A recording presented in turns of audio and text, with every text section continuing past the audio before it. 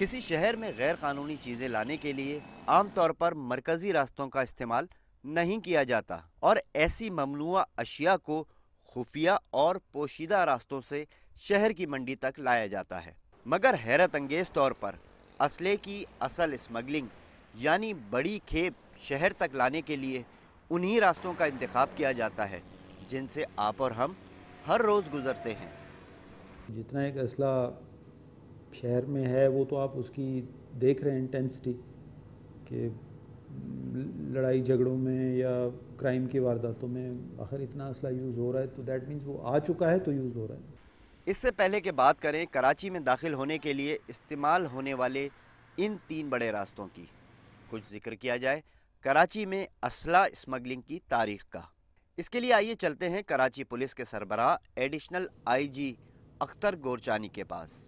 1980 की दहाई में आप इसको रिकॉल कर सकते हैं, जब अफ़गान वार शुरू हुई तो न सिर्फ कराची बल्कि पूरे मुल्क में नाजायज़ असले की एक इन्फिल्ट्रेशन शुरू हुई। कराची को अंदरूनी मुल्क से मिलाने वाली 3 अहम शाहराह हैं: hub river road, national highway और सुपर हाईवे। आमतौर पर बड़ी गाड़ियां इन्हीं रास्तों से शहर में दाखिल होती हैं। 3 बड़े रास्तों के अलावा कमोबेश 50 से ज़ायद छोटे और खुफिया रास्ते भी हैं।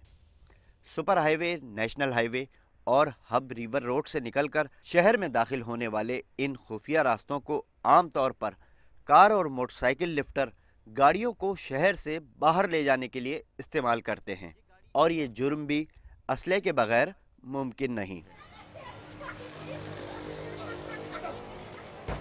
कराची को बलूचिस्तान से मिलाने वाला वाहिद बड़ा रास्ता हब रिवर रोड है, जिससे पूरे बलूचिस्तान से आने वाली ट्रैफिक गुजरती है।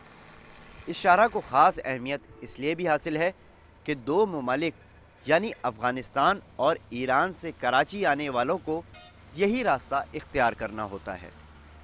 इस अहम शाहराह पर की जाने वाली चेकिंग और शहर में इस रास्ते से दाखिल होने वाली गाड़ियों की तलाशी का मुआयना करने के लिए हमने बलूचिस्तान के शहर हब का सफ़र किया और सिंध और बलूचिस्तान के संगम पर तैनात पुलिस को देखा। मगर बदकिस्मती से दोनों सूबों की पुलिस को आने वाली गाड़ियों से बेनियाज पाया। आप 3 रास्ते कहते हैं, मैं कहता हूँ सब रास्ते खुले हुए हैं।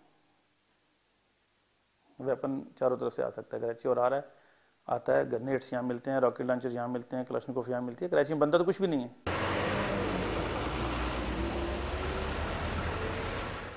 कराची की आखिरी रेंजर्स चेक पोस्ट पर तैनात एहलकारों को अपने फ़राइज़ अदा करते देखा।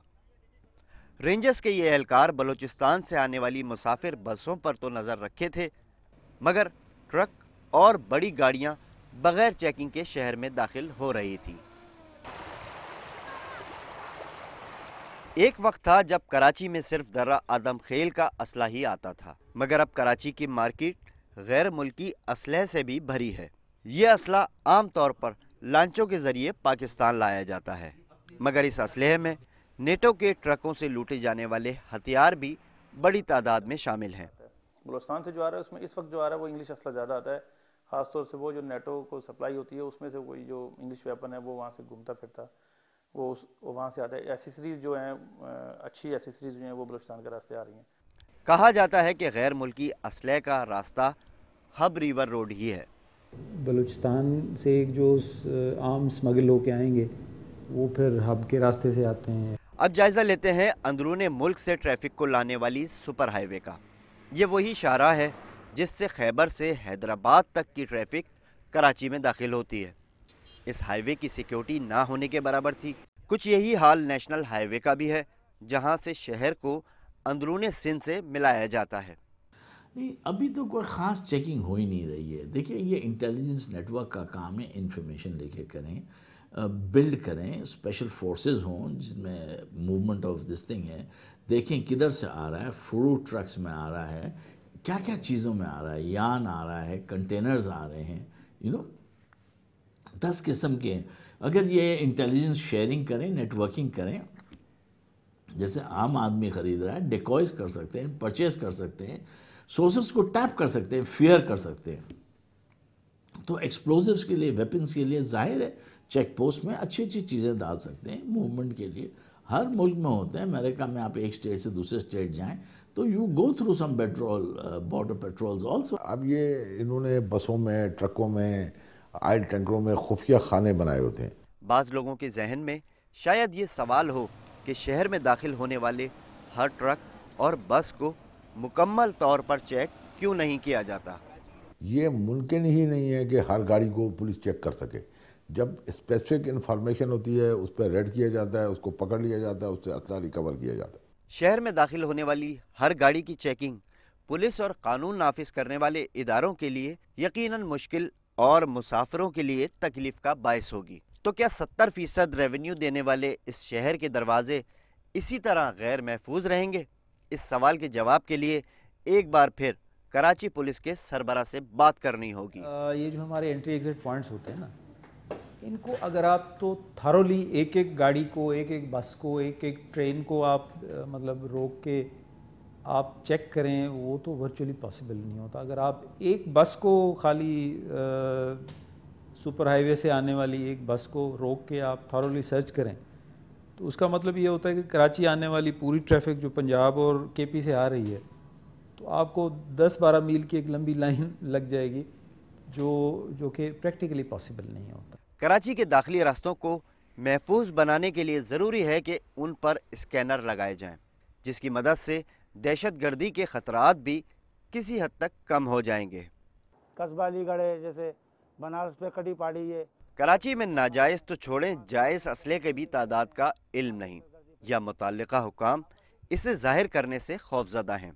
ایک اندازے کے مطابق محکمہ داخلہ سندھ کی جانب سے پورے صوبے کے لیے اب تک 10 لاکھ اسلحہ لائسنس جاری کیے جا چکے ہیں. لیگل اسلحے کے بھی پراپر ریکارڈ نہیں ہے، ریکارڈ مینجمنٹ. جتنی دفعہ 3 دفعہ ڈی ویپنائزیشن ہوا ہے، اخبار میں چھپے ہیں لسٹ کہ یہ ویپن والے نہیں آئے کرنے کے لیے. مجھے پتا تھا، میں سی پی ایل سی میں تھا، مجھے فون آتے تھے کہ جمیل صاحب ہمارا شناختی کارڈ نمبر چھپا ہے، ہمارا نام چھپا ہے، ہم نے تو یہ اسلحہ کبھی لیا بھی نہیں ہے. مگر اس تعداد کی تصدیق اور تفصیلات کے لیے صوبائی وزیر داخلہ اور ایڈیشنل ہوم سیکریٹری سے متعدد رابطے کیے گئے، مگر کوئی مثبت جواب سامنے نہیں آیا. اور میں یہ سوچ بھی نہیں سکتا کہ میں جوڈیشری کے خلاف کسی قسم کا کوئی ایسا بیان دوں گا کہ جو کہ سندھ کے سابق آئی جی پولیس نے گزشتہ برس سپریم کورٹ کو کراچی میں ٹارگیٹ کلنگ کے حوالے سے از خود نوٹس کی سماعت کے دوران انکشاف کیا کہ گزشتہ 10 برس میں اسلحے کے 5.5 لاکھ لائسنس جاری کیے گئے، جن میں ممنوعہ بور کا اسلحہ بھی شامل تھا، جبکہ قیام پاکستان سے 2001 تک یہ تعداد صرف 50,000 تھی. سابق آئی جی کے اس بیان سے یہ نتیجہ اخذ کیا جا سکتا ہے کہ اس وقت کراچی اسلحے اور بارود کے ڈھیر پر ہے، اور یہ کسی آتش فشاں سے کم نہیں. اور جب اس اسلحے کو استعمال کرنے والوں کے مکمل کوائف بھی حکومت کے پاس موجود نہ ہوں تو خطرہ دوہرا ہو جاتا ہے. پرابلم اتنا سادہ نہیں جتنا بظاہر نظر آتا ہے، بہت ڈیپ روٹڈ پرابلم.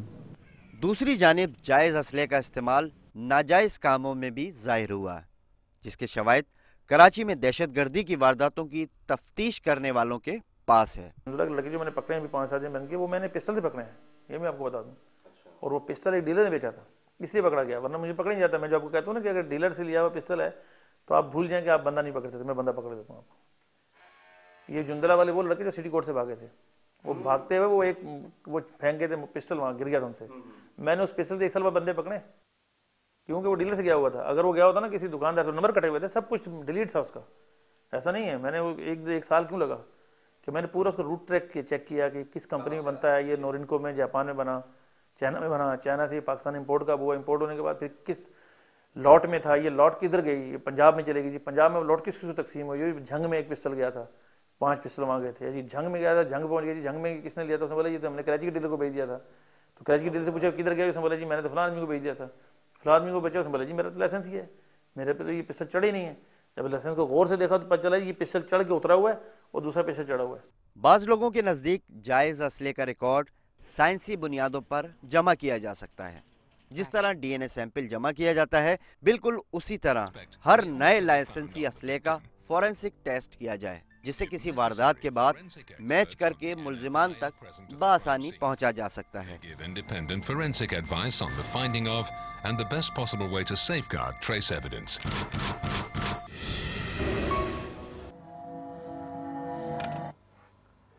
कराची वालों का पसंदीदा असला कौन सा है?